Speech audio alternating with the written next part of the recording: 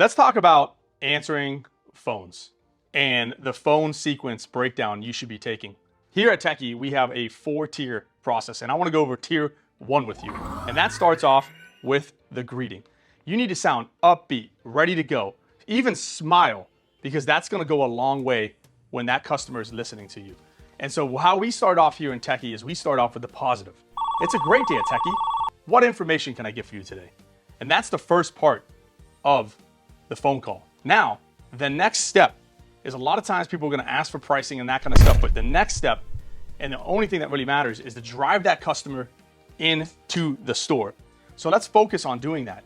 And so when the customer says, do you repair this particular device? Your reply should be absolutely. And your immediately follow-up without skipping a beat should be, are you looking to get this done today? What time can you come in? These are some of the things that you should be asking them, open-ended questions, to drive them into the store and stay away from asking them the model number and those kind of things. The next thing is when they agree to come into that location, they give you a time and an appointment, is location.